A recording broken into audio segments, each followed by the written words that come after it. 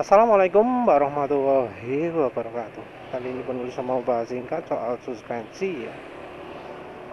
Nah, untuk hari ya, suspensi itu butuhnya yang bagaimana sih? Kalau mau beli yang cukup mendingan lah ya. Mendingan itu harganya ya sekitar, kalau untuk NMAX ini 1 jutaan gitu ya. 1 sampai 1,5 juta gitulah ya. Yang lebih dari itu menurut penulis gak worth it ya. Karena ya dari sisi umur itu tergantung hoki kalau bisa dibilang ya. Karena ya banyak juga kasus misalnya ya, merek ISS jadi jeduk kalau sudah 6 bulan gitu ya, padahal merek ISS. Terus ya kalau Olins ya ketinggian ya, karena harganya bisa sampai 6 juta kalau nggak salah ya.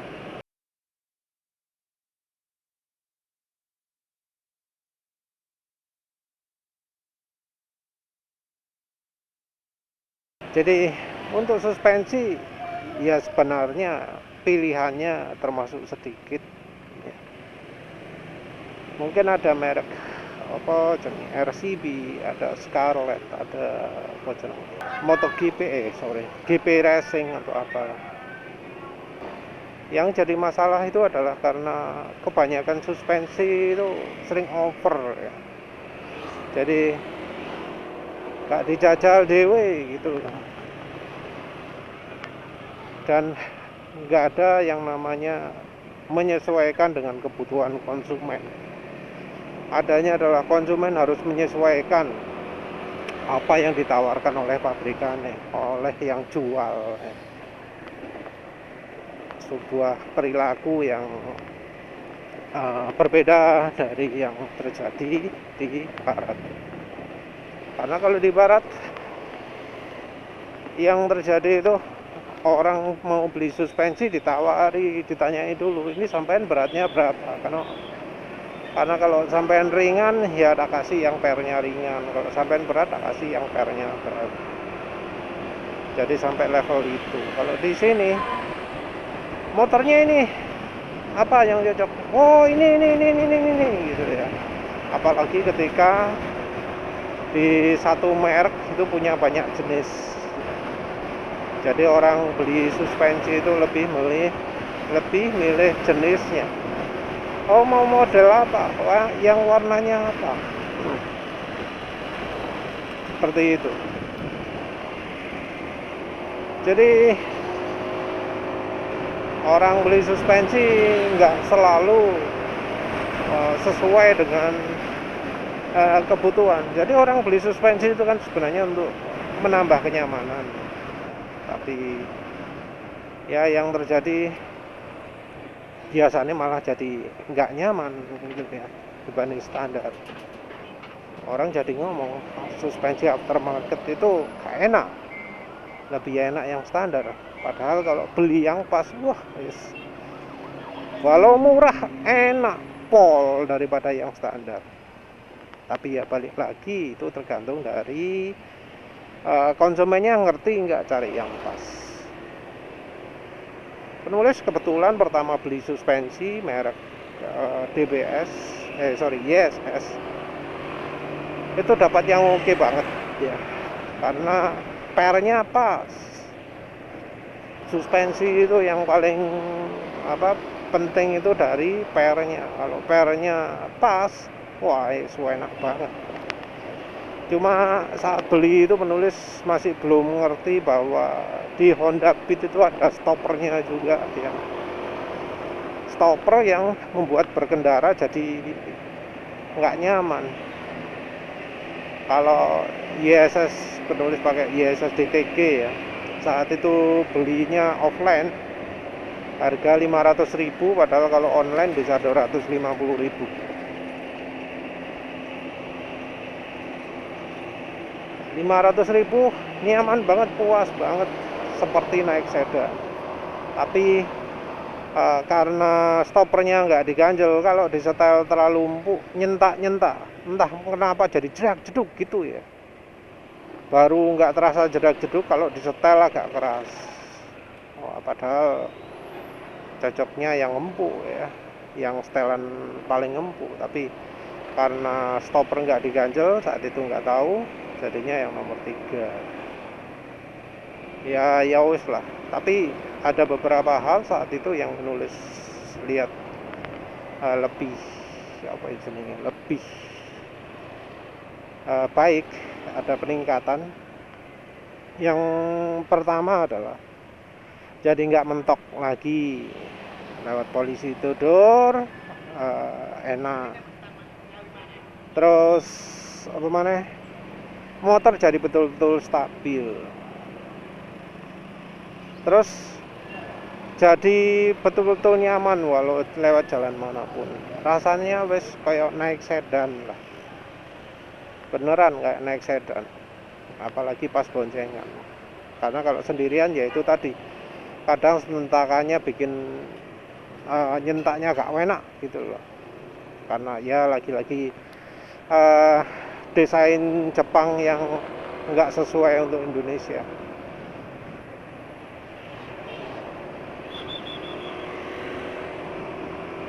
Yang penulis paling suka itu adalah karena jadi stabil di kecepatan tinggi. Penulis kan biasanya lewat jalan beton, nah itu kalau pas kencang naik motor Honda Beat ya, suspensi masih orisinal, itu bisa kacau nggak karu-karuan. Jalan 70 gitu ya, dipertahankan jalan 70 nggak bisa, jadi ngerem kecepatan 60. Kenapa ngerem? Karena ban belakang itu goncang kencang, cek gitu ya. Wis wis emang itulah desain Jepang ya. Mungkin suspensi aftermarket umurnya pendek 6 bulan gitu ya, tapi kalau suspensi orisinil dia jauh lebih pendek lagi, nggak layak pakai lah. Kebetulan bisa dapat yang pas ya. Sejak itu jadi tertarik beli yang aftermarket. Terus yang berikutnya beli merek DBS, tapi entah DBS-nya DBS palsu kali, karena hambatannya kayak nggak ada gitu, gak enak tol. Terus buatannya juga cacat, nggak seperti ya DBS yang penulis beli berikutnya. DBS berikutnya beli yang 722. Nah, yang 722 itu betul-betul puas. Kalah nyaman dibanding merek ISS, tapi ya nggak begitu jauh lah. Dipakai itu enak, masih ya jauh lebih nyaman daripada bawaan. Terus berikutnya beli DBS lagi, beli DBS ini 744, puas. Karena ya hambatannya masih terasa lah, gerakan suspensinya masih keredam lah, jadi nggak liar, nggak kayak bawaan depan loh. Contoh suspensi liar ya, kelihatan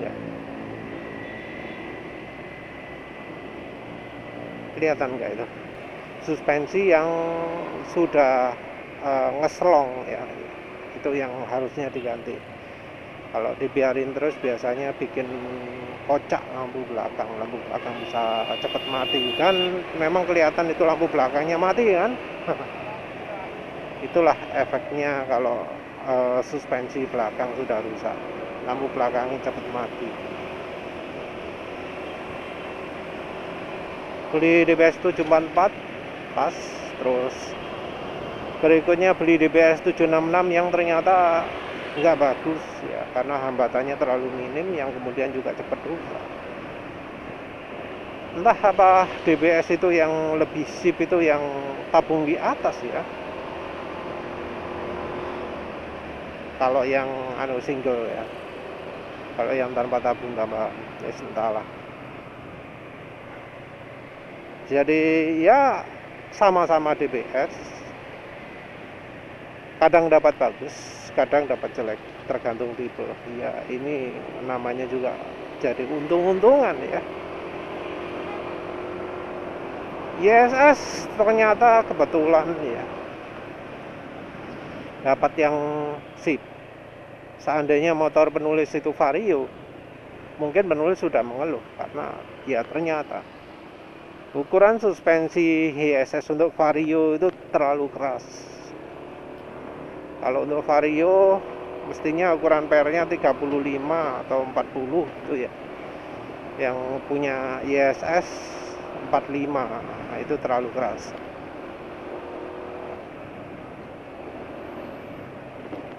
Tapi pembeli akan dapat kestabilan. Kalau sekarang sih Vario yang sekarang ini sudah beda lagi ya. Kalau Vario zaman dulu itu empuk ya, nyaman. Kalau Vario sejak facelift yang tampilan LED itu wis mulai keras. Apalagi sejak ada Vario 150, wah itu wis amit-amit keras ya. Karena keras itu mungkin ya yang ISA jadi nggak terasa jauh beda, padahal ya kalau dapat yang lebih empuk bakal lebih nyaman.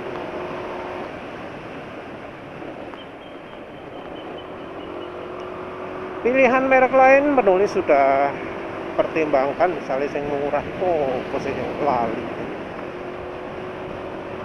Ada merek yang impornya dari Surabaya, Ride itu ada yang versi murahnya juga yang tanpa tabung tambahan. Itu sebenarnya mempertimbangkan beli, tapi kok ya lagi-lagi kok terlalu keras juga ya kalau dengar cerita itu.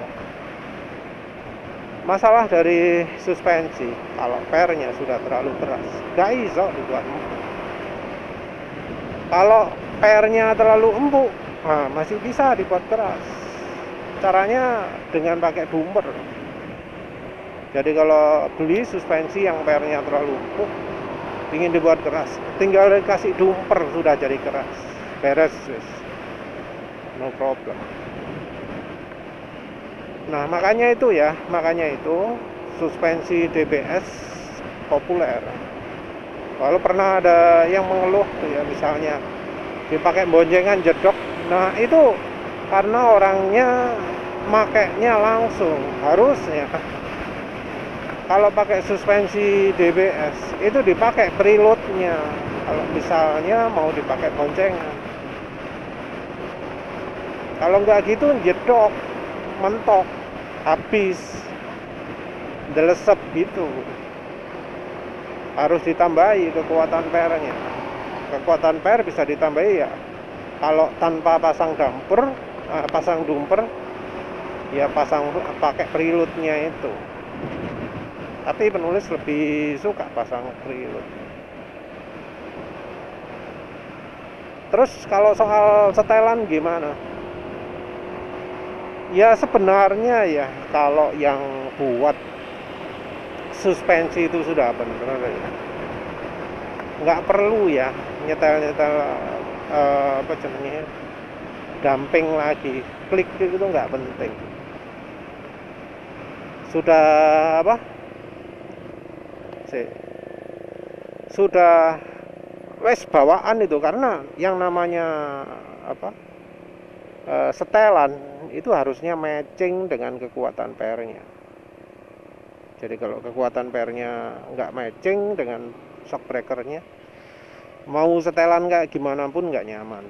Kalau misalnya pernya terlalu keras, mau disetel apapun ya, dumpernya, setelan kliknya, compression ribbon, tetap aja itu ya. Terus kalau pilih ada kliknya, itu ya baiknya yang kliknya bisa mengatur yang kompresi dan ribbon. Boleh yang ada setelannya 2 atau yang setelannya 1. Penulis pernah lihat demonya DBS, itu 1 klik bisa untuk kompresi dan ribbon dua-duanya.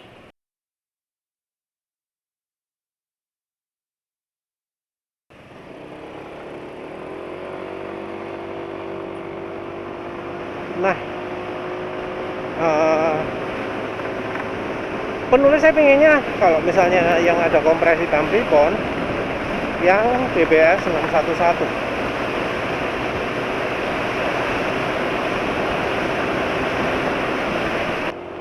Tapi ya karena alasan wis Pak oleh tuku larang-larang, akhirnya beli yang 744. Tapi ya setelah sekarang tahu yang DBS 611 atau yang tabungnya di bawah ternyata bakal mengganggu lubang pernapasan dari transmisi ke filter. Jadi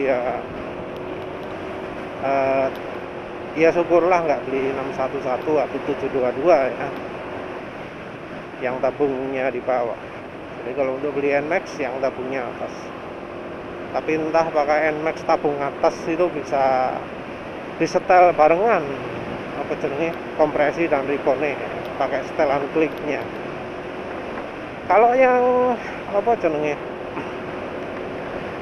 merek lain ya yang kliknya cuma sebelah, penulis kurang minat ya, karena ya lagi-lagi ya kita itu butuh yang pas antara compression dan ripon, nggak bisa salah satunya isi. Mungkin kita bisa nemukan setelan yang misalnya ada setelan riponnya, oh bisa nemu setelan ripon yang pas gitu. Tapi padahal sebenarnya kita butuh juga nyetel kompresinya. Walau tipe suspensinya, tipe setelan kompresinya cuma ada satu tok. Jadi idealnya ya ada kompresi sendiri, ripon sendiri. Kalau untuk motor harian yang butuh sih nyetel ya riponnya ya kalau menurut rekomendasi. Tapi dari pabrikan sendiri kadang nggak konsisten kan. Untuk merek tertentu misalnya motor PCX yang kompresi toh, terus untuk NMAX yang ripon toh, kan nggak jelas toh ya ini karepe opo pabrikane gitu loh. Mengapa kok nggak sekalian satu klik itu untuk nyetel kompresi dan ripon gitu ya, rada aneh kan. Nah yang sip kalau bisa nyetel kompresi sendiri, ripon sendiri. Tapi untuk yang nyetel dua ini biasanya harganya luar biasa, jutaan ya, bahkan untuk merek-merek yang nggak terkenal sekalipun. Apalagi yang merek terkenal, yang merek JSS, harganya sudah belasan kalau nggak salah.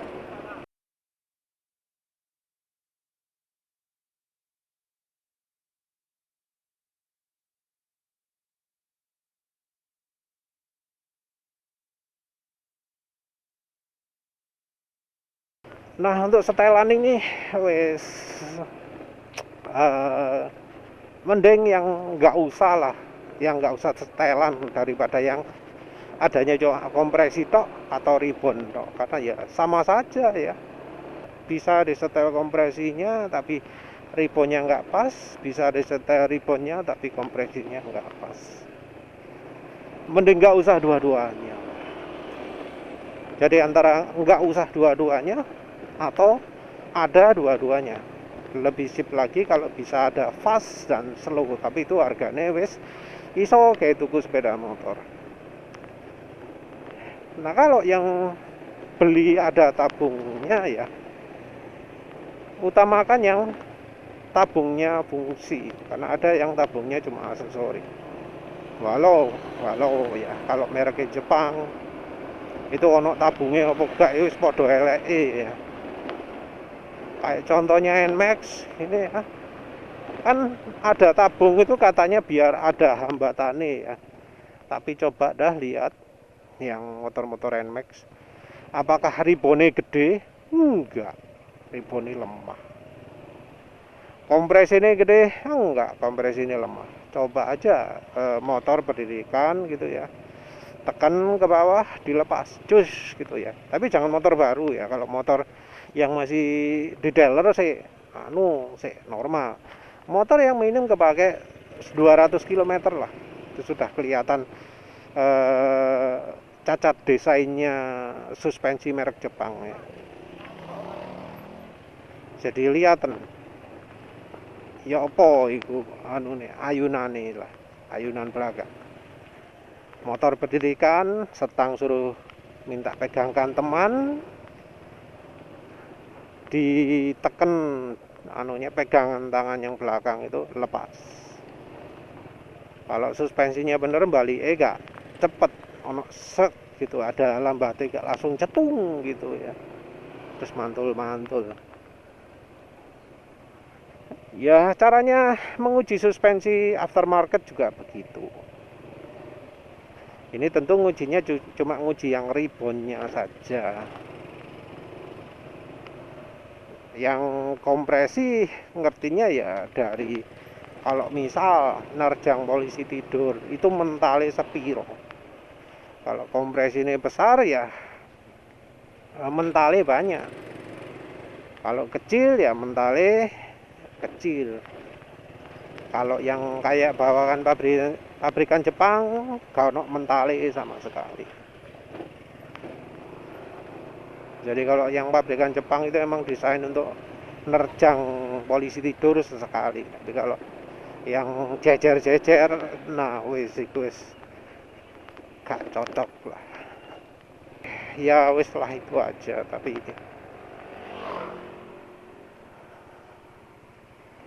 ya wis lah itu aja.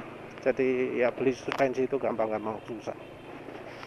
Hanya coba apa ya jenenge ya gambling ya, karena ya yang review biasanya juga jarang menunjukkan oh ini nilai kompresinya gimana, oh ini nilai ribbonnya gimana. Ngomongnya cuma empuk nyaman wes titik. Padahal yang empuk nyaman di jalan makadam belum tentu nyaman untuk jalan kencang, yang apa nyaman jalan kencang belum tentu nyaman untuk jalan makadam. Ya wis gitu aja. Terima kasih sudah menonton. Assalamualaikum warahmatullahi wabarakatuh.